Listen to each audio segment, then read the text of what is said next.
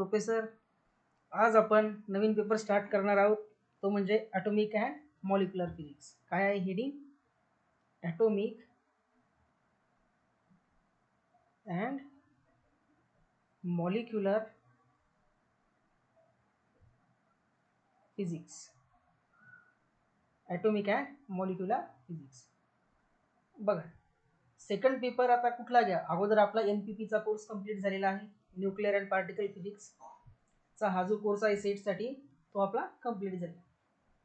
आता second पेपरसाठी 3 option होते. एक म्हणजे EMT स्टार्ट करू शकत होतो आपण, दुसरा होता इलेक्ट्रॉनिक्स आणि हा आहे ॲटॉमिक अँड मॉलिक्युलर फिजिक्स. तर बघा, इलेक्ट्रॉनिक्स आणि EMT हे दोन पेपर न घेण्यामागचं मेन रिझन म्हणजे असं की आपला सेटचा जो पेपर असतो त्यामध्ये टोटल 100 क्वेश्चन आपल्याला येतात. त्यापैकी बघा, हे 100 क्वेश्चन जे आहेत हे 10 सबसेट्समध्ये डिवाइड झालेले असतात. ओके, आता 10 सेट्समध्ये बघा, 10 सेट म्हटल्यापेक्षा 10 पेपरमध्ये असतात. त्यामध्ये एक असतो मॅथमॅटिकलचा पेपर, एक क्वांटम मेकॅनिक्सचा असतो, आपला EMT असतो, स्टॅटिस्टिकल मेकॅनिक्स प्लस थर्मो असतो,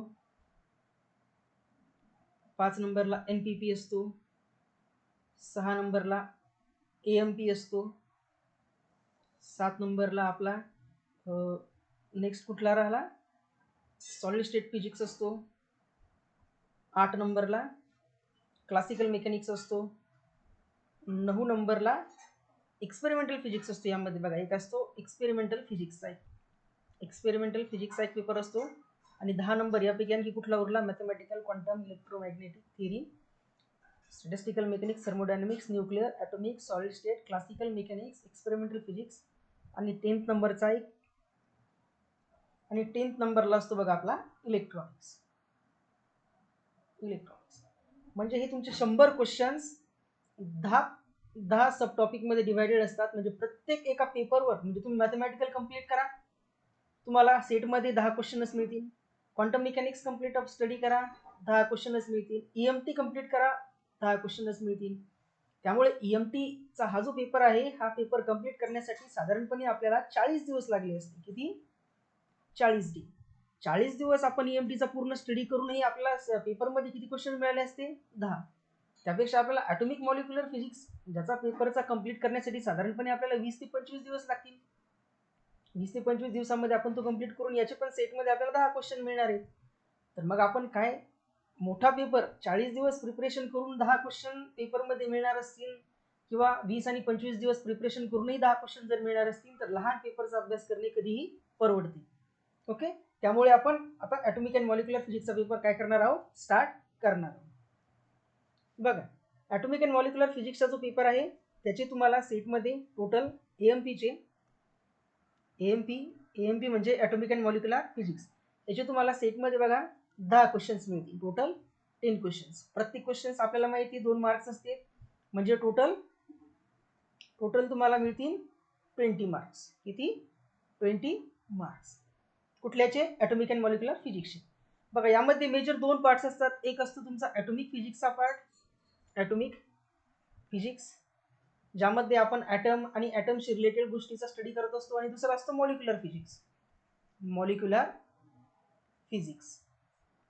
सेकंड असतो मॉलिक्युलर फिजिक्स, ज्यामध्ये आपण मॉलिक्युलचा जो स्पेक्ट्रा असतो, मॉलिक्युलच्या स्पेक्ट्रामध्ये तो मॉलिक्युलचा व्हायब्रेशनल स्पेक्ट्रा असो, त्या मॉलिक्युलचा रोटेशनल स्पेक्ट्रा असो, किंवा त्या मॉलिक्युलचा इलेक्ट्रॉनिक स्पेक्ट्रा,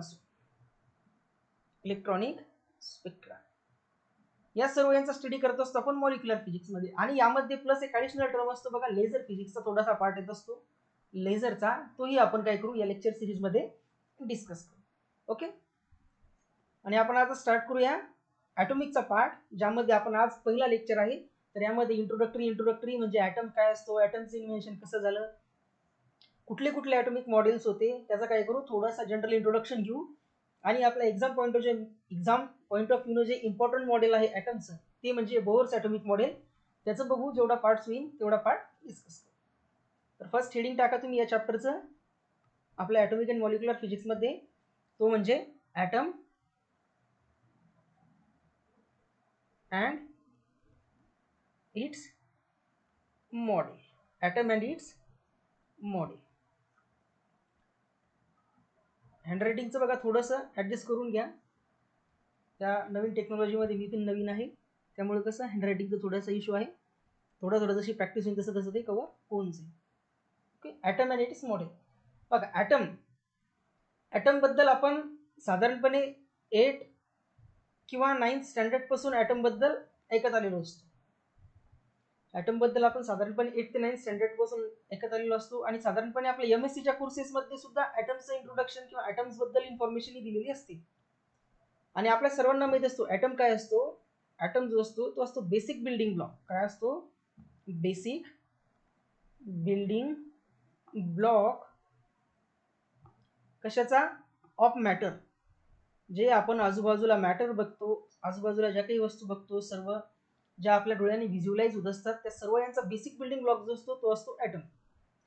मग आता आपल्याला प्रश्न पडणं साहजिक की atom, how atom invented. How atom invented म्हणजे ॲटमचा शोध कसा लागला किंवा ॲटमचं स्ट्रक्चर असं असतं. जसं आपल्याला तर सध्या प्रत्येकाला माहिती आहे की ॲटमचं स्ट्रक्चर असं असतं, एक न्यूक्लियस असतो, त्याच्या भोवती अशा डिफरंट ऑर्बिट्समध्ये इलेक्ट्रॉन्स रिव्हॉल्व करत असतात. मग ॲक्च्युअली ॲटमचं अशा प्रकारचं स्ट्रक्चर असतं, हे कोणी इन्व्हेंट केलं असा प्रश्न पडणे आपल्याला साहजिक आहे.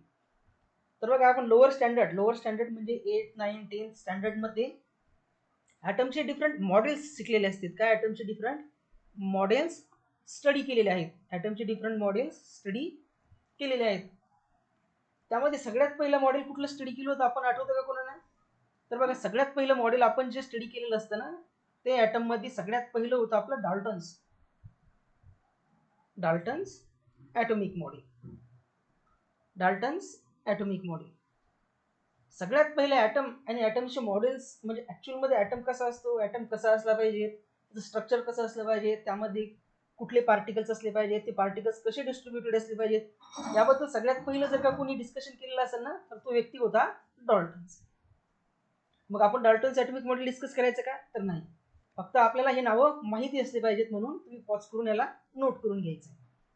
त्यानंतर बघा डाल्टन्स ॲटॉमिक मॉडेल नंतर नेक्स्ट ॲटॉमिक मॉडेल जे होतं, डाल्टन्स ॲटॉमिक मॉडेलमध्ये काही ड्रॉबॅक्स होते.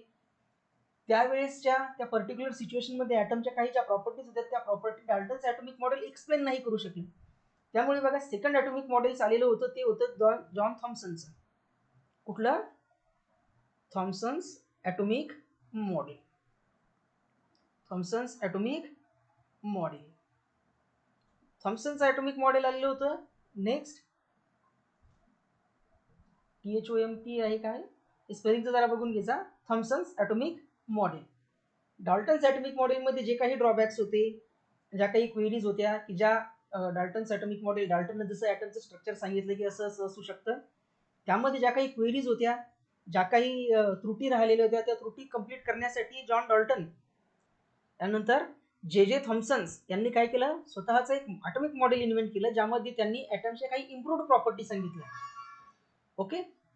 त्यानंतर बघा थॉम्सनचं जे काही ॲटॉमिक मॉडेल होतं, त्या थॉम्सनच्या ॲटॉमिक मॉडेलमध्येही काही ड्रॉबॅक्स होते. आणि जे थॉम्सनच्या ॲटॉमिक मॉडेलमध्ये एक महत्त्वाचा इन्व्हेन्शन झाला, तो म्हणजे इलेक्ट्रॉन जो आहे, या इलेक्ट्रॉनचा म्हणजे इलेक्ट्रॉनचं इन्व्हेन्शन झालं. इलेक्ट्रॉनचं इन्व्हेन्शन किंवा इलेक्ट्रॉन हा निगेटिव्ह चार्ज पार्टिकल असतो वगैरे वगैरे, याच्या प्रॉपर्टीज आहेत. तो ॲटममध्ये प्रेझेंट असतो. तो ॲटममध्ये डिफरंट शेल्समध्ये किंवा डिफरंट ॲटम्समध्ये निगेटिव्ह चार्ज देण्याचं काम करतो. अशा प्रॉपर्टीज आहेत आणि इलेक्ट्रॉन हा पार्टिकल्स असतो, असं इन्व्हेन्शन झालं होतं थॉम्सनच्या ॲटॉमिक मॉडेलमध्ये. थॉम्सनच्या ॲटॉमिक मॉडेलमध्ये बघा काही ड्रॉबॅक्स होते. त्यावेळेसच्या काही सर्टन सिच्युएशन्स होत्या, ज्या सिच्युएशन्स हे थॉम्सनचं ॲटॉमिक मॉडेल सुद्धा एक्सप्लेन नाही करू शकले. त्यानंतर नेक्स्ट थर्ड नंबरला जे काही ॲटॉमिक मॉडेल आलेलं होतं, ते ॲटॉमिक मॉडेल होतं रुदरफोर्ड्स ॲटॉमिक मॉडेल. रुदरफोर्ड्स कुठलं होतं? Rutherford's atomic model. Rutherford's atomic model. बघा या रुदरफोर्ड्स ॲटॉमिक मॉडेलमध्ये जो आहे ना, त्यावेळेस न्यूक्लियस की ॲटममध्ये कुठला तरी पॉझिटिव्ह पार्ट असतो वगैरे वगैरे, असा जो आहे ना, असा रुदरफोर्डच्या ॲटॉमिक मॉडेलमध्ये सगळ्यात पहिलं इन्व्हेन्शन झालेलं होतं. काय? ॲटमचं असं काही स्ट्रक्चर असतं. तुम्ही बघा अल्फा स्कॅटरिंग ऑफ अल्फा पार्टिकलचा एक्सपेरिमेंट बद्दल ऐकलेलं असेल. म्हणजे ॲटमच्या इन्व्हेन्शन मध्ये हा खूप इम्पॉर्टंट रोल प्ले करणारा एक्सपेरिमेंट होता. कुठला? स्कॅटरिंग ऑफ अल्फा पार्टिकल्स, जो कोण परफॉर्म केला होता? रुदरफोर्ड यांनी. कशासाठी? की ॲटमचं स्ट्रक्चर कसं असू शकतं पॉसिबल, त्यासाठी त्यांनी स्कॅटरिंग ऑफ अल्फा पार्टिकलचा एक्सपेरिमेंट केला होता. म्हणजे आपण सर्वांनी लहानपणी वाचलेलं जसं की एक अशी गोल्ड फॉईल होते, यामधून काय केलं तर एक ॲटमला इकडून हीट केलेलं होतं एखाद्या मटेरियलला, आणि यामधून ॲटॉमिक बीम्स काय केले होते या गोल्ड फाईलमधून पास आउट केल्या.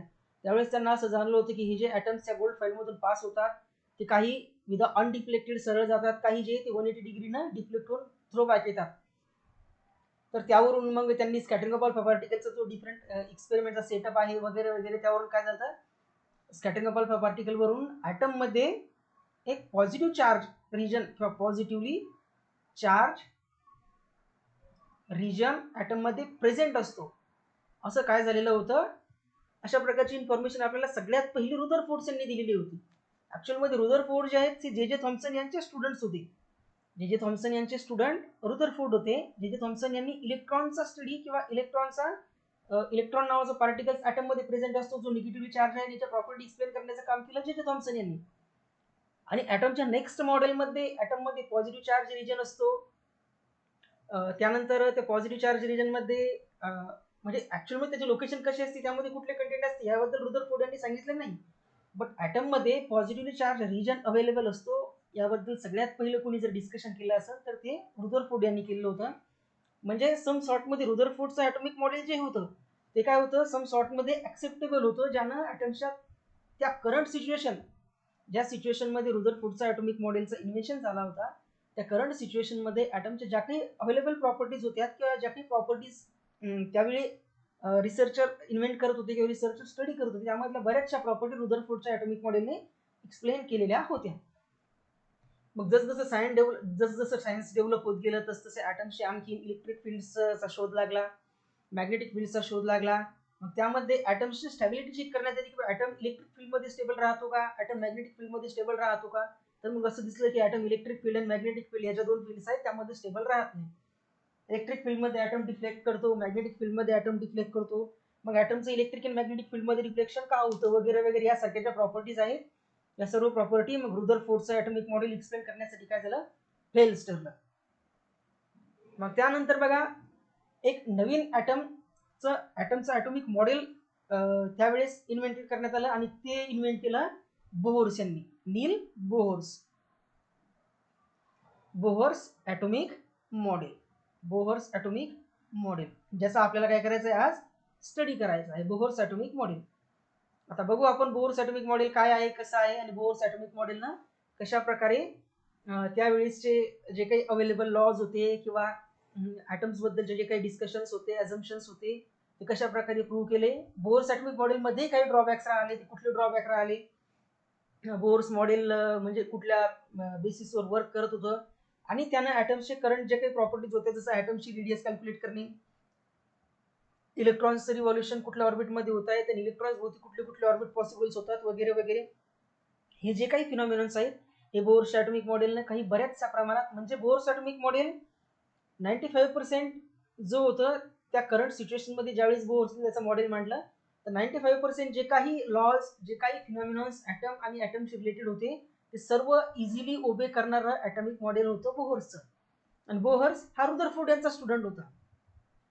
थॉम्सनचा स्टुडंट रुदरफोर्ड यांचा स्टुडंट बोहर्स. तर आपण आज बघूया बोहर्स ॲटॉमिक मॉडेल कसं होतं आणि बोहर्स ॲटॉमिक मॉडेल कुठल्या ॲझम्पशन्सवर वर्क करतं, आणि बोहर्स ॲटॉमिक मॉडेलनं आपण कुठल्या एखाद्या ऑर्बिटमध्ये रिव्हॉल्व करणाऱ्या इलेक्ट्रॉनची रेडियस कशा प्रकारे कॅल्क्युलेट करतो.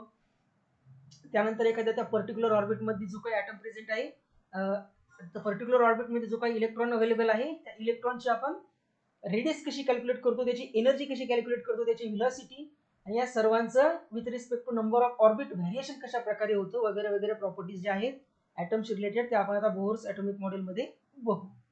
तर नेक्स्ट हेडिंग टाका, आणि एक्झाम पॉईंट ऑफ व्ह्यू ना खूप इम्पॉर्टंट टॉपिक आहे बघा, बोहर्स ॲटॉमिक मॉडेल काय आहे, हेडिंग टाका, Bohr's atomic model. Bohr's atomic model. आता बोहर्स ॲटॉमिक मॉडेलमध्ये आपण खूप डिटेलमध्ये काही जाणार नाही, कारण बोर्स ॲटॉमिक मॉडेल कसं होतं याबद्दल आपण लोअर स्टँडर्डमध्ये किंवा ग्रॅज्युएशनमध्ये पोस्ट ग्रॅज्युएशनमध्ये बऱ्याचशा बुक्समधून अशा छोट्या छोट्या ज्या काही महत्त्वाच्या गोष्टीज आहेत या गोष्टी काय केल्या होत्या एक्सप्लेन केलेल्या म्हणजे रीड आउट केलेल्या असतात. आपण बघूया आपल्या एक्झामच्या दृष्टिकोनानुसार बोर्स ॲटॉमिक मॉडेलमध्ये आपण आपल्याला काय काय गोष्टी लक्षात ठेवाव्या असतात आणि एक्झाममध्ये क्वेश्चन्स आले तर त्यांना आपण कशा प्रकारे सॉल्व्ह करत असतो. ओके, तर सगळ्यात पहिला पॉईंट आहे बघा बोर्स ॲटॉमिक मॉडेल बद्दल की काय Bohr's atomic model is based on the quantization of energy किंवा कन्सेप्ट ऑफ क्वांटायझेशन. काय पहिला पॉईंट आहे बघा काय Bohr's atomic model. Bohr's atomic model is based on the concept of quantization bracket मध्ये लिहा एनर्जी क्वांटायझेशन कशाचं तर एनर्जी आणि मोमेंटम यांचं एनर्जी अँड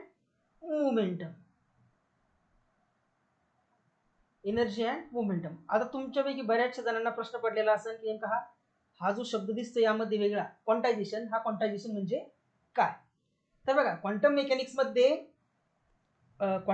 जो आहे ते क्वांटम मेकॅनिक्समध्ये तुम्ही क्वांटायझेशन काय असतं याबद्दल खूप डिटेलमध्ये बघणार आहोत. इथे मी तुम्हाला एक थोडंसं बेसिक इंट्रोडक्टरी क्वांटायझेशन म्हणजे काय ते सांगायचं.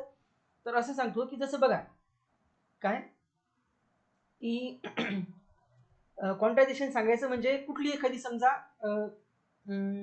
कसं सांगायचं म्हणजे कुठली एखादी तुम्हाला एखादा ऑब्जेक्ट आहे या ऑब्जेक्टची क्वांटिटी सांगायची आहे. एक ऑब्जेक्ट आहे या ऑब्जेक्टच्या क्वांटिटी सांगायची आहे की 1 2 3 4 5 हे काय 5 ऑब्जेक्ट आहे.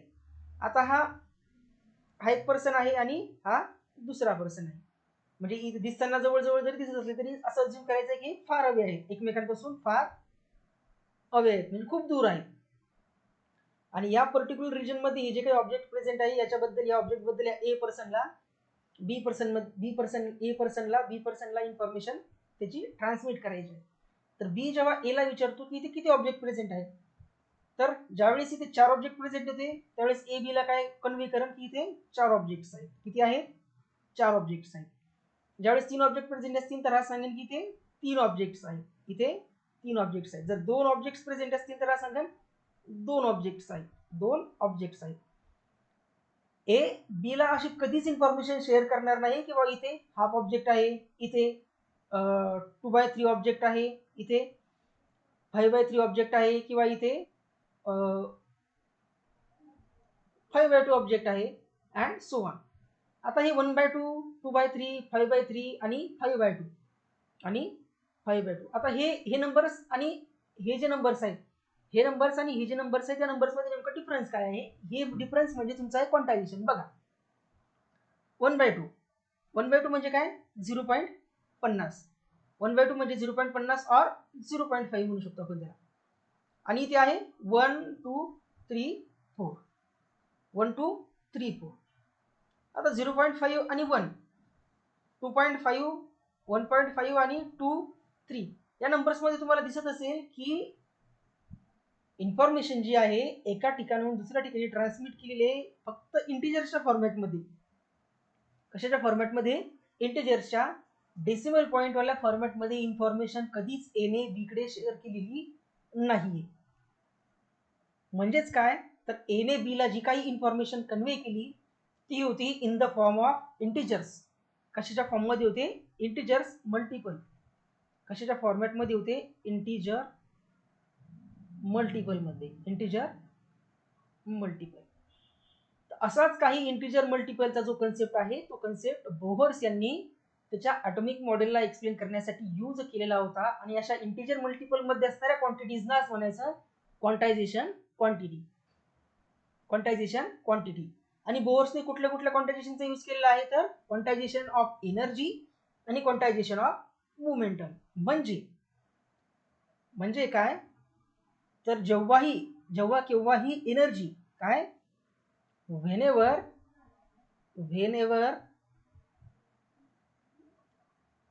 there is transmission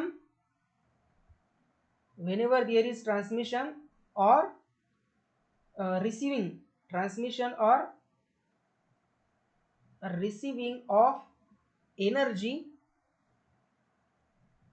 or momentum is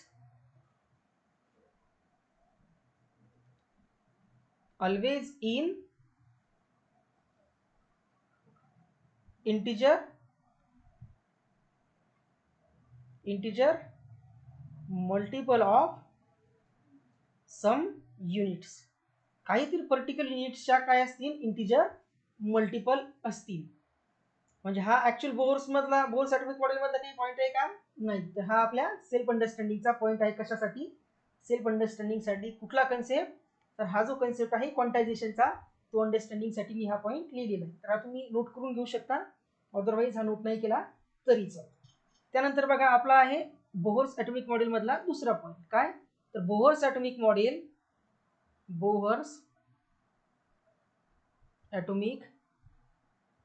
model हा आहे based on 3 postulates. Bohr's atomic model is based on 3 postulates. Bohr's atomic model is based on 3 postulates.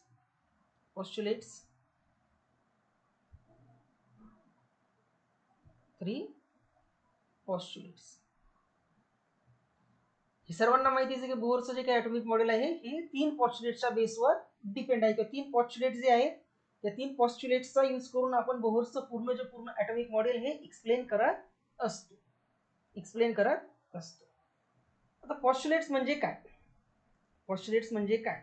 तर postulates म्हणजे असे फिनॉमिनॉन्स की असे काही अझम्पशन सांगितलेले असतात किंवा असे काही तुम्ही गोष्टी तुमच्या शेअर केलेल्या असतात किंवा इतरांना सांगितलेल्या असतात की ज्यांना कुठल्याही प्रकारचं प्रॅक्टिकल प्रूफ नसतं.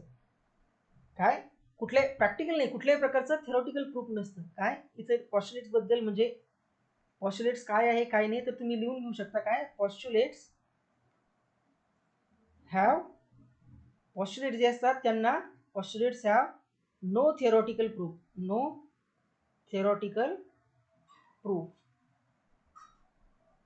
postulate जे असतात ना त्या postulateना कुठल्याही प्रकारचं थेरॉटिकल प्रूफ नसतं. म्हणजे बोहर्सने त्याचे जे काही ॲटॉमिक मॉडेल एक्सप्लेन केलं तर 3 postulateच्या बेसिसवर, तिन्हीच्या तिन्ही postulates त्याने जे मांडले त्यातल्या कुठल्याही एका postulateला थेरॉटिकल प्रूफ नव्हतं. त्यांना कुठल्याही प्रकारचं थेरॉटिकल प्रूफ नव्हतं.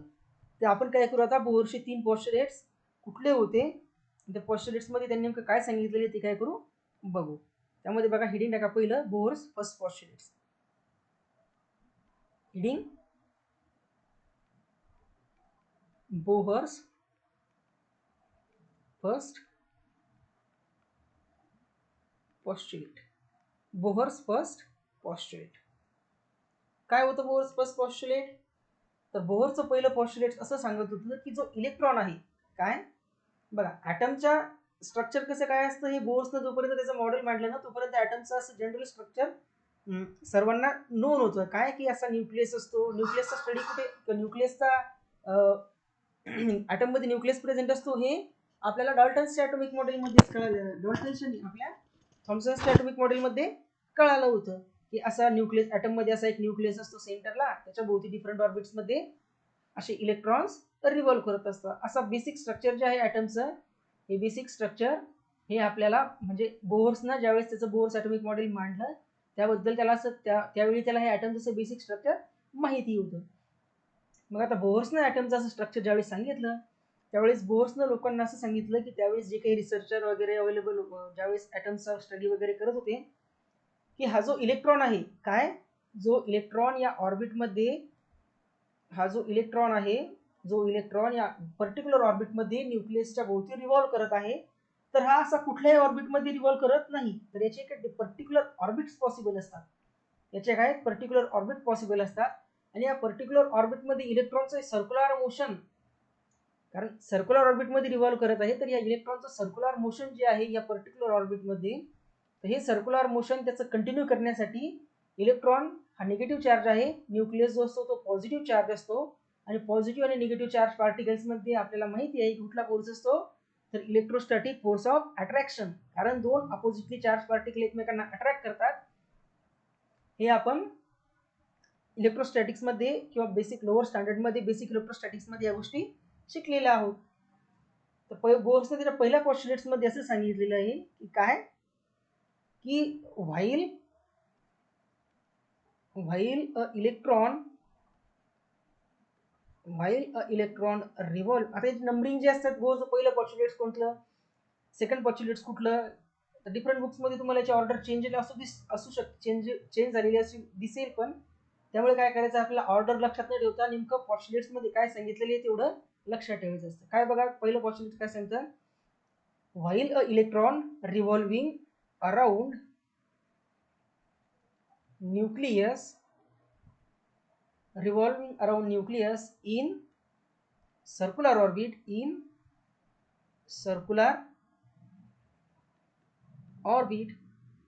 आता बोर्सनं सांगितलेलं आहे की इलेक्ट्रॉन जो असतो तो न्यूक्लियस भोवती सर्क्युलर ऑर्बिट मध्ये रिव्हॉल्व करतो. बट ऍक्च्युअल मध्ये आता करंट सिच्युएशन मध्ये आपल्याला माहिती आहे की न्यूक्लियस भोवती इलेक्ट्रॉनचे फक्त सर्क्युलर ऑर्बिटच पॉसिबल असते का, नाही, तर काही इलिप्टिकल असते, काही डंबेल शेप असते. पण ज्यावेळेस बोरनं त्याचं ॲटॉमिक मॉडेल सांगितलेलं होतं त्यावेळेस त्यांनी असं पॉस्ट्युलेट्स मांडलं की इलेक्ट्रॉन जो आहे तो न्यूक्लियस भोवती सर्क्युलर ऑर्बिट मध्ये रिव्हॉल्व करत असतो. ओके, तर काय, while electron revolving around a nucleus in a circular orbit, then the necessary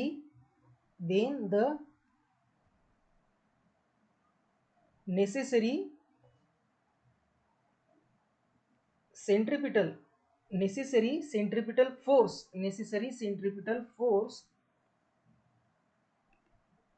required for its motion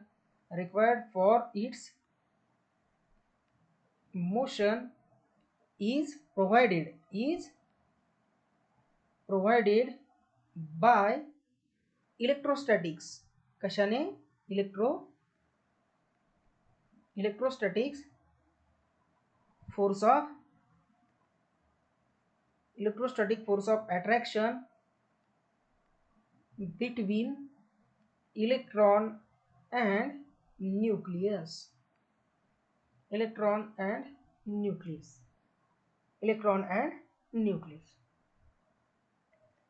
आणि बघा यावर आता बोर्सनं ॲटॉमिक मॉडेल जे आहे ना, बोर्सचं ॲटॉमिक मॉडेल हे हायड्रोजन ॲटम आणि हायड्रोजन लाईक ॲटम्सलाच त्यावेळी ज्यावेळेस त्यांनी इन्व्हेंट केलेलं होतं किंवा ॲटॉमिक मॉडेल मांडलं होतं, तर ते हायड्रोजन ॲटमचं आणि हायड्रोजन लाईक ॲटम्सचं स्ट्रक्चर एक्सप्लेन करण्यासाठीच मांडलेलं होतं. आता हायड्रोजन ॲटम बद्दल आपल्या सर्वांना माहिती असतं, पण हायड्रोजन लाईक ॲटम म्हणजे काय असतात, हे जसं जसं आपला समोर पोर्शन म्हणजे लेक्चर्स होत राहतील तसं तसं तुम्हाला ते माहिती होत चालेल. ओके, तर हे काय बोर्डचं पहिलं पॉस्ट्युलेट्स होतं. आता डिफरंट बुकमध्ये सेकंड असू शकतं, काही बुक्समध्ये तिसरं पॉस्ट्युलेट्स असू शकतं. त्यामुळे याला नंबरिंग तुम्ही पहिले याला पहिलं म्हटलं, त्याला दुसरं म्हटलं, तिसरं म्हटलं तरी ते नंबरिंगचं काही जास्त मॅटर नसतं. बट यामध्ये काय सांगितलेलं आहे तेवढं गरजेचं असतं. बघा, हायलाइटेड करतो मी यामधला टॉपिक काय महत्वाचा, की व्हाईल इलेक्ट्रॉन रिव्हॉल्विंग, इलेक्ट्रॉन काय करत आहे, रिव्हॉल्व करत आहेत. कशामध्ये, सर्क्युलर ऑर्बिटमध्ये.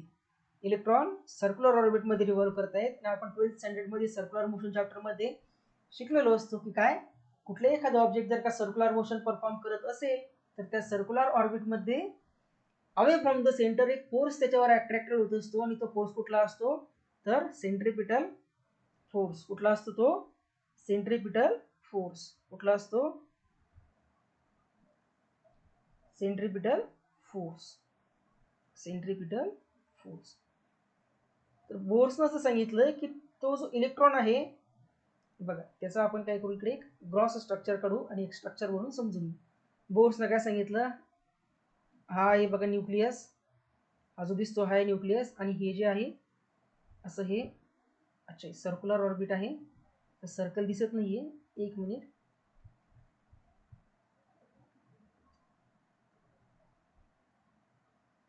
ओके, बघा आपण अज्युम करा हे की हे सर्कल आहे. ओके, सर्कल जरी दिसत नसलं तरी अज्युम करायचं की हे सर्कल आहे. आणि या सर्कलमध्ये हा जो ऑर्बिट आहे इथे हा इलेक्ट्रॉन आहे. या सर्क्युलर ऑर्बिटमध्ये हा आहे इलेक्ट्रॉन आणि हा आहे न्यूक्लियस. या सर्क्युलर ऑर्बिटमध्ये इलेक्ट्रॉन अशा पद्धतीनं काय होते, असं रिव्होल्यूशन करत आहे. हा आहे इलेक्ट्रॉन आणि हा जो आहे हा आहे न्यूक्लियस. हा काय आहे? न्यूक्लियस. आणि हे कशाबद्दल बोर्सने कुठल्या ॲटमचं स्ट्रक्चर एक्सप्लेन केलं होतं? तर हायड्रोजन ॲटमचं. आणि आपल्याला माहिती आहे हायड्रोजन ॲटम मध्ये काय असतं रे बाबा? हायड्रोजन ॲटम मध्ये असतो एक इलेक्ट्रॉन आणि एक प्रोटॉन. प्रोटॉन कुठे असतो? तर हा जो न्यूक्लियस आहे ना, तर ह्या न्यूक्लियस असतो प्रोटॉन. आणि हा जो दिसतोय वरती पहिल्या ऑर्बिट मध्ये तो असतो इलेक्ट्रॉन. हायड्रोजन ॲटम मध्ये न्यूट्रॉन प्रेझेंट असतो का? नाही. हायड्रोजन ॲटम मध्ये न्यूट्रॉन प्रेझेंट राहत नाही. काही जण म्हणतात ते न्यूट्रॉन पण असतो. ओके, हायड्रोजन ॲटम मध्ये न्यूट्रॉन नसतो. मग हा आहे प्रोटॉन. आता आपल्याला माहिती प्रोटॉनवर कुठला चार्ज असतो? तर प्रोटॉनवर असतो पॉझिटिव्ह चार्ज. इलेक्ट्रॉन आहे निगेटिव्ह चार्ज. तर मग या सर्क्युलर ऑर्बिट मध्ये इलेक्ट्रॉन रिव्हॉल्व करत असताना ह्या सर्कल पासून अवे फ्रॉम द सर्कल एक अवे या सर्क्युलर ऑर्बिटच्या सर्क्युलर पाथ पासून अवे डायरेक्शन त्याच्यावर एक सेंट्रीफ्युगल फोर्स किंवा सेंट्रीपिटल फोर्स ऍक्टिव्ह होत असतो. आणि हा इलेक्ट्रॉन आणि हा प्रोटॉन एकमेकांकडे अट्रॅक्टिव्ह फोर्स एक्झर्ट करत असते आणि तो अट्रॅक्टिव्ह फोर्स असतो इलेक्ट्रोस्टॅटिक फोर्स. म्हणजे बघा इलेक्ट्रॉन जर या पोझिशनला असेल, इलेक्ट्रॉन समजा याचं सर्क्युलर ऑर्बिट आहे आणि इलेक्ट्रॉन इथे आहे, तर इलेक्ट्रॉनचा इकडच्या डायरेक्शनला कुठला फोर्स असेल? सेंट्रीपिटल फोर्स इकडे ऍक्टिव्ह असेल. सेंट्रीपिटल फोर्स अवे असेल. इलेक्ट्रोस्टॅटिक फोर्स इनवर्ड डायरेक्शन असेल. ज्यावेळेस इलेक्ट्रॉन रिव्हॉल्व करत असताना या पोझिशनला असेल. परत सेंट्रीपिटल फोर्स इकडच्या डायरेक्शनला ऍक्टिव्ह असेल. इलेक्ट्रोस्टॅटिक फोर्स इनवर्ड डायरेक्शन असेल. इलेक्ट्रॉन ज्यावेळेस इथे रिव्होल्युशनला इथे येईल, आतल्या डायरेक्शनला परत इलेक्ट्रोस्टॅटिक फोर्स, बाहेरच्या डायरेक्शनला परत सेंट्रीफ्युगल फोर्स. म्हणजे या थ्रूआउट सर्क्युलर पाथ त्याचा इलेक्ट्रोस्टॅटिक फोर्स आणि सेंट्रीफ्युगल फोर्स हे दोन्ही फोर्सेस काय करत असतात? एकमेकांना बॅलन्स करत असतात. आता आपण काय करू? दोन्ही फोर्सच्या इक्वेशनना बॅलन्स घेऊ. काय करू? मॅग्निट्यूड सेंट्रीफ्युगल फोर्सची मॅग्निट्यूड आणि इलेक्ट्रोस्टॅटिक फोर्सची मॅग्निट्यूड काय आहे? बॅलन्स आहे. कशानुसार? हे आपण कशानुसार सांगितलं? According to Bohr's पॉस्ट्युलेट.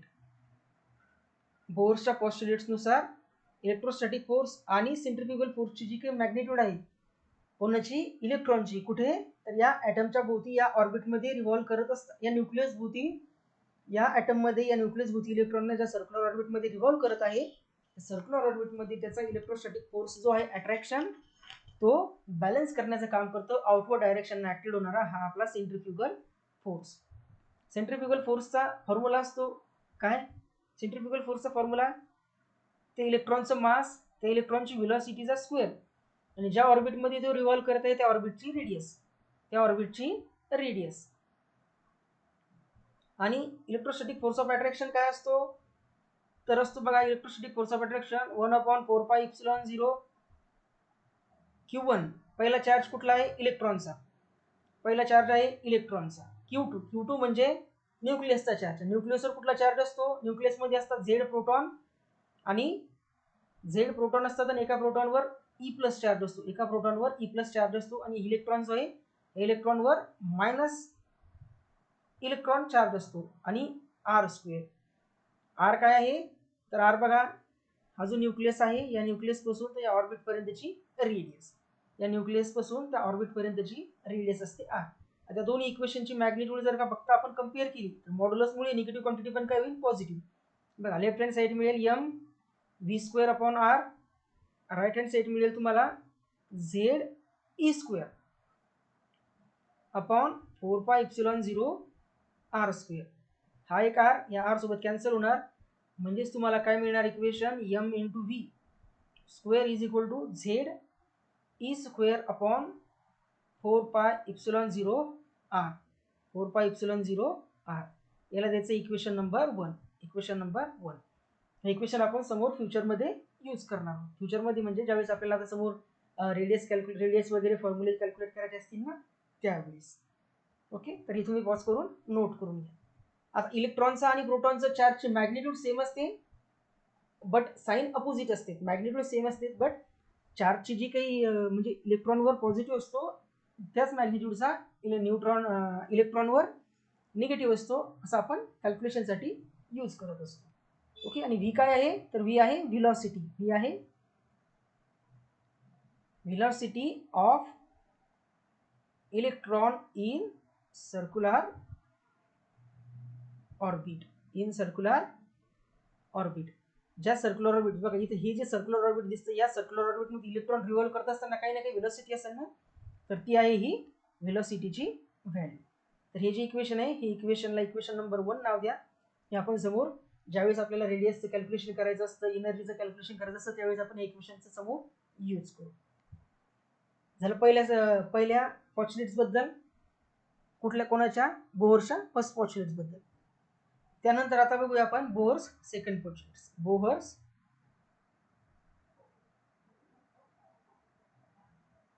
Second postulates. Bohr's second postulates. आता नेक्स्ट प्रश्न असा पडतो की आता हा इलेक्ट्रॉन आहे, हा न्यूक्लियस आहे आणि हे सर्क्युलर ऑर्बिट आहे. या सर्क्युलर ऑर्बिट मध्ये हा एक इलेक्ट्रॉन रिव्हॉल्व करत आहे या क्लॉकवाईज पाथने किंवा अँटी क्लॉकवाईज, तुम्ही पाथ कुठलाही अजून करू शकता. ही सध्या आपल्या अझम्पशनसाठी. हा न्यूक्लियस आहे, या न्यूक्लियस भोवती एक सर्क्युलर ऑर्बिट आहे, या सर्क्युलर ऑर्बिट मध्ये हा इलेक्ट्रॉन रिव्हॉल्व करत आहे. बोहर्सनं असं सांगितलंय की हे जे सर्क्युलर ऑर्बिट या न्यूक्लियस भोवती पॉसिबल होत आहे, की ज्या सर्क्युलर ऑर्बिट मध्ये हा इलेक्ट्रॉन रिव्हॉल्युशन करत आहे किंवा सर्क्युलर ऑर्बिट मध्ये इलेक्ट्रॉन रिव्हॉल्व करत आहे, तर मग अशी कुठली सर्क्युलर ऑर्बिट कसंही असू शकतं का, किती असू शकतात का, तर नाही. काय, तर बोहर्सनं असं सांगितलं की हा जो इलेक्ट्रॉन आहे, काय, अराउंड द न्यूक्लियस, अगोदर स्टेटमेंट लिहू, स्टेटमेंट नंतर तुम्हाला सांगतोय काय सांगते. तर काय, अराउंड द न्यूक्लियस,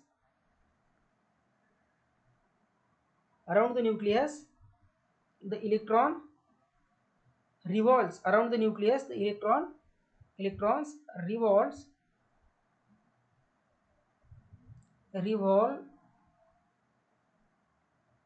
in फक्त तशाच सर्क्युलर ऑर्बिट मध्ये, around the nucleus the electron revolves in those circular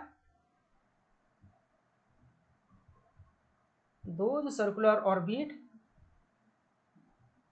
which have angular momentum,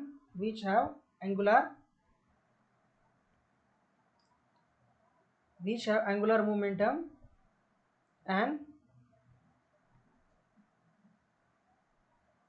integral multiple of h cross किंवा h क्रॉसला आपण h अपॉन 2π ने डिनोट करतो. आता बघा या स्टेटमेंटचं मीनिंग काय आहे, या स्टेटमेंटचा मीनिंग किंवा बोहर सेकंड पॉस्ट्युलेटचा मीनिंग काय आहे. ठीक आहे, बोहरच्या फर्स्ट पॉस्ट्युलेटने सांगितलं की इलेक्ट्रॉन सर्क्युलर ऑर्बिट मध्ये रिव्हॉल्व करत असतो आणि त्या सर्क्युलर ऑर्बिट मध्ये त्याचा सेंट्रीफ्युगल फोर्स जो असतो, जो away from the centre acted होतो, त्या सेंट्रीफ्युगल फोर्सला इनवर्ड डायरेक्शन ऍक्टेड होणारा जो इलेक्ट्रोस्टॅटिक फोर्स ऑफ अट्रॅक्शन आहे तो बॅलन्स करत असतो. तर मग आता नेक्स्ट क्वेश्चन असा अराईज झाला की इलेक्ट्रॉन जो आहे तो न्यूक्लियसच्या अराउंड डिफरंट सर्क्युलर ऑर्बिट मध्ये रिव्हॉल्व करता येईल. बघा न्यूक्लियस भोवती असं थोडी गरजेचं आहे की एकच सर्क्युलर ऑर्बिट असू शकतं किंवा 2 असू शकते, 3 असू शकते, यापेक्षा लहानही असू शकतं, मोठेही असू शकतं, डिफरंट डायरेक्शन हे असू शकते. तर बोहर्सनं काय सांगितलं तर सेकंड पॉस्ट्युलेट्स मध्ये की जो इलेक्ट्रॉन आहे, काय, इलेक्ट्रॉन आहे जो सर्क्युलर ऑर्बिट मध्ये न्यूक्लियस भोवती, न्यूक्लियसच्या अराउंड असणाऱ्या सर्क्युलर ऑर्बिट मध्ये रिव्हॉल्व करत आहे, तर तो फक्त अशाच सर्क्युलर ऑर्बिट मध्ये रिव्हॉल्व करेन ज्या सर्क्युलर ऑर्बिट मध्ये त्या इलेक्ट्रॉनचं अँग्युलर मोमेंटम, काय, त्या इलेक्ट्रॉनचं अँग्युलर मोमेंटम काय असेल, इंटिग्रल मल्टिपल. बघा आला इंटिग्रल म्हणजे काय, इंटिजर्स काय असतात, इंटिजर्स किती जणांना माहिती, इंटिजर्स काय असतात, काही नाही. इंटिजर्स म्हणजे असे नंबर्स की जे 1 0 1 2 3 4 5 हे जे तुमचे इंटिजर्स आहेत, हे काय आहे, इंटिजर्स आहे. तर बोहर्सनं असं सांगितलं की इलेक्ट्रॉन न्यूक्लियस भोवती अशा सर्क्युलर ऑर्बिट मध्येच फक्त रिव्होल्यूशन करेल ज्या सर्क्युलर ऑर्बिट मध्ये त्या इलेक्ट्रॉनचं अँग्युलर मोमेंटम कशा डिनोट करतो आपण, मग अँग्युलर मोमेंटम असतं एल बार. अँग्युलर मोमेंटम व्हेक्टर क्वांटिटी आहे जो असतो मास इंटू व्हेलॉसिटी इंटू त्या ऑर्बिटची रेडियस. व्हेक्टर क्वांटिटी, बट आपल्याला काय घ्यायची, मॅग्निट्यूड घ्यायची, म्हणून मॅग्निट्यूड घेणार आपण, मॅग्निट्यूड ऑफ अँग्युलर मोमेंटम. आणि ती अँग्युलर मोमेंटमची मॅग्निट्यूड किती असली पाहिजे, तर ती असली पाहिजे इंटिग्रल. हा एन रिप्रेझेंट करतो इंटिग्रल मल्टिपल. मल्टिपल म्हणजे याला मल्टिप्लाय करायचं कशाने? H cross. Integral multiple of H cross. म्हणजेच काय? इलेक्ट्रॉनचं मास, त्या इलेक्ट्रॉनची त्या ऑर्बिटमध्ये व्हेलॉसिटी, त्या ऑर्बिटची radius is equal to N H cross. Is equal to N H cross. याला नाव द्यायचं इक्वेशन नंबर 2. आणि इथे बघा एनचे व्हॅल्यूज द्या. एन टेक्स करतो value 1 0 1 2 3 4 up to so on. 1 2 0 1 2 3 4 up to so on. म्हणजे N is equal to 0 put केला तर इलेक्ट्रॉनचं रिव्होल्यूशन आणि ऑर्बिट पॉसिबलच होत नाही. म्हणून एन इज इक्वल टू 0 आपण सहसा यूज करत नाही. म्हणजे आपण स्टार्टिंग करतो n is equal to 0 ignore करून टाका. यामध्ये 0 इरेज करून टाका. हा 0 इन्क्लूड नका करू. इंटिजर म्हणजे स्टार्टिंग करा 1 पासून 1 2 3 4 5 and so on. Equation number 2. Equation number 2 पण आपण फ्युचर रेफरन्ससाठी किंवा फ्युचर ज्यावेळेस आपल्याला कॅल्क्युलेशन करायचे असतात त्यावेळेस आपण ही पण इक्वेशन यूज करणार.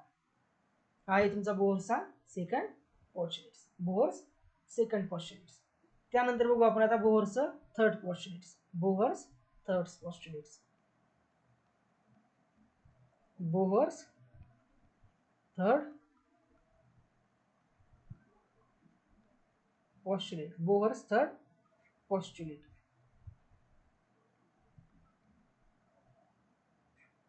आता बोहर्स थर्ड पोस्टुलेट्स काय सांगतो?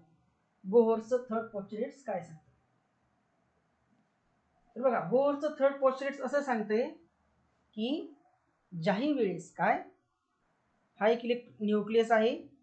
न्यूक्लियस भोवती हे एक ऑर्बिट आहे आणि हे दुसरं ऑर्बिट आहे. न्यूक्लियस भोवती एक ऑर्बिट आहे, दुसरं ऑर्बिट आहे. या ऑर्बिटमध्ये इलेक्ट्रॉन रिव्हॉल्व करत आहे. ज्या वेळेस हा या ऑर्बिटमध्ये रिव्हॉल्व करणारा इलेक्ट्रॉन याचं या अप्पर ऑर्बिट पासून लोअर ऑर्बिटमध्ये ट्रान्समिशन करेल.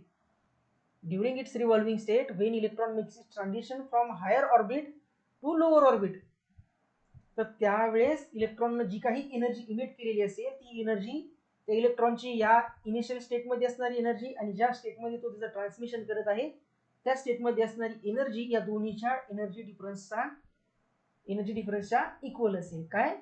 दोघांचा जो एनर्जी डिफरन्स असेल, सपोज करू आपण याला ही आहे EI, ही एनर्जी आहे. इलेक्ट्रॉन या ज्या ऑर्बिटमध्ये रिव्हॉल्व करत आहे अप्पर, त्या ऑर्बिटमध्ये त्याची एनर्जी आहे EI. आणि जो इलेक्ट्रॉन या लोअर ऑर्बिटमध्ये रिव्हॉल्व करत आहे त्या इलेक्ट्रॉनची एनर्जी आहे EF.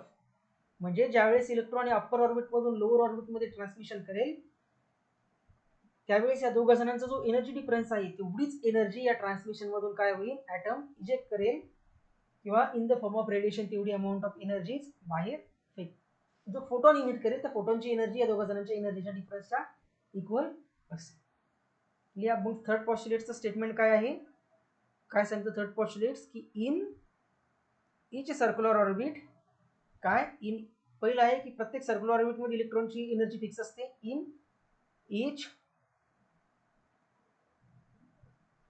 each circular orbit the energy of electron is fixed. Energy of electron is fixed when it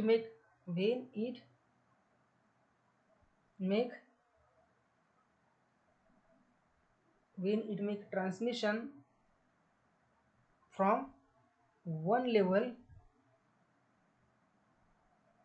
to another level. ज्यावेळेस ॲटम एका लेवलवरून दुसऱ्या लेवलवर ट्रान्समिशन करत असेल, when it make transmission from one level to another level, then a radiation, काय radiation is emitted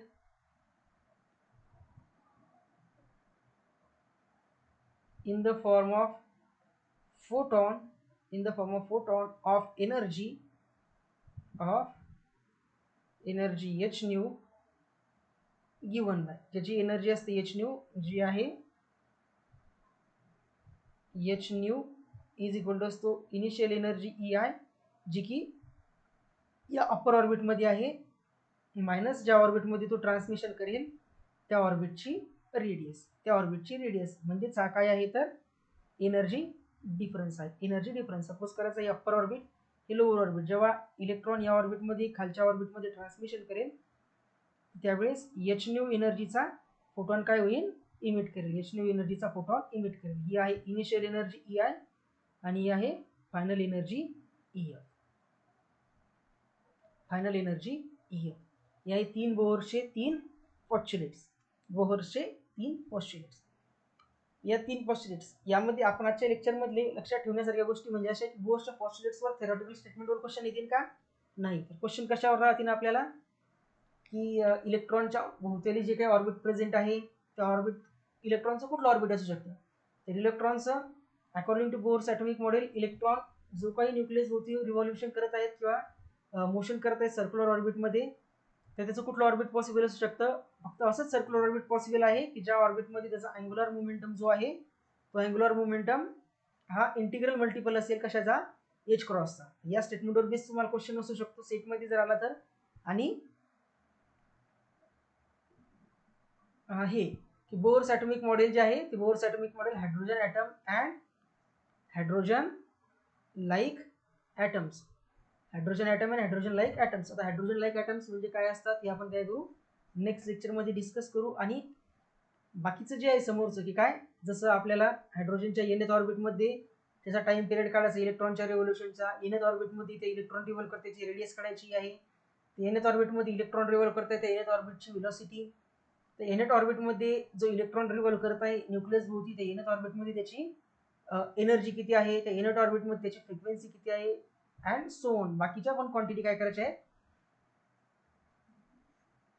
त्या बोहरच्या पॉस्ट्युलेट्सचे हे जे 2 इक्वेशन्स आहेत, कुठलं इक्वेशन नंबर 2 आणि इक्वेशन नंबर 1, या 2 इक्वेशन्सचा यूज करून काय करायचे आपल्याला हे सर्वच्या सर्व पॅरामीटर्स कॅल्क्युलेट करायचे आहेत. आणि सेटमध्ये किंवा एक्झाममध्ये तुम्हाला जो क्वेश्चन येणार तो मोस्ट प्रोबेबली रेडियसशी रिलेटेड राहणार, एनएथ ऑर्बिटमधल्या रेडियसशी रिलेटेड राहणार, एनर्जीशी रिलेटेड राहणार आणि व्हेलॉसिटीशी.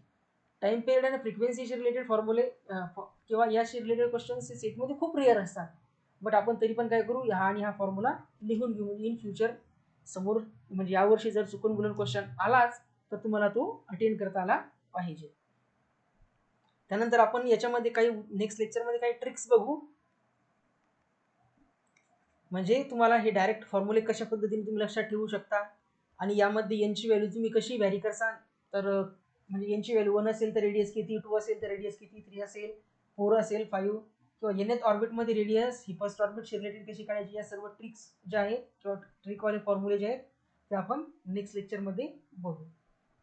तर आजच्या लेक्चरमध्ये आपलं थोडंसं ॲटॉमिक फिजिक्सचं थोडंसं इंट्रोडक्शन, ॲटॉमिक फिजिक्स पेपर घेण्यामागचं रिझन आणि ॲटमचा स्टडी करण्यासाठी किंवा ॲटमच्या इन्व्हेन्शनमधलं सगळ्यात मोस्ट सक्सेसफुल काय, जेवढे काही ॲटॉमिक मॉडेल आपण प्रिव्हियसली बघितले म्हणजे लहानपणी ऐकलेले असतील, त्यामधलं बोहर्स मॉडेल जे होतं, बोहर्स मॉडेल हे मोस्ट सक्सेसफुल होतं. मोस्ट सक्सेसफुल बोहर्स मॉडेल नंतर मग बघा समरफेल्डचं ॲटॉमिक मॉडेल होतं, एक समरफेल्डचं ॲटॉमिक मॉडेल आलेलं आहे. हे काय सांगतं ते पण आपण बघू समोर डिस्कस करत असताना. त्यानंतर एक व्हेक्टर ॲटम मॉडेल म्हणून आलेलं आहे, व्हेक्टर ॲटम मॉडेल.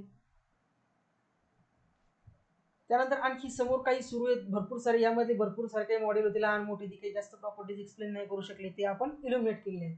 तर आपण बोहर्स ॲटॉमिक मॉडेल पूर्ण डिटेलमध्ये डिस्कस करू. यावर बेस सेटचे प्रिव्हियस इयरचे सेट आणि गेटमध्ये आलेले क्वेश्चन्स पण बघू आणि समरफेल्ड ॲटॉमिक मॉडेल काय सांगतो की कसं काय असतं, समरफेल्डमध्ये काही ड्रॉबॅक्स आहेत ते एक्सप्लेन करण्यासाठी मग व्हेक्टर ॲटम मॉडेल आलं. व्हेक्टर ॲटम मॉडेलचे सक्सेस, समरफेल्ड ॲटॉमिक मॉडेलचे सक्सेस, बोहर्स ॲटॉमिक मॉडेलचे सक्सेस पण डिस्कस करू आणि फेल्युअर पण डिस्कस. तर भेटूया आता नेक्स्ट लेक्चरमध्ये, ज्यामध्ये आपण हे जे पॅरामीटर दिसत आहेत हे सर्वच्या सर्व पॅरामीटर्स काय करू, कॅल्क्युलेट करू युझिंग बोहर्स पॉस्ट्युलेट्स. या लेक्चरमध्ये पूर्ण बेसिक्स कंटेंट होता, पण तुम्हाला बेसिक गोष्टी जर क्लिअर असतील तर तुम्हाला याच्याच क्वांटिटीज आहेत या क्वांटिटी कॅल्क्युलेट करण्यासाठी हेल्प होईल. आता नेक्स्ट लेक्चरमध्ये आपण या क्वांटिटी कॅल्क्युलेट करू आणि राहिलेले म्हणजे सेटमध्ये याच्यावर बेस कसे क्वेश्चन येऊ शकतात आणि कसे क्वेश्चन आलेले आहेत ते काय करू बघू. ठीक आहे, तर भेटूया लवकरच नेक्स्ट लेक्चरमध्ये.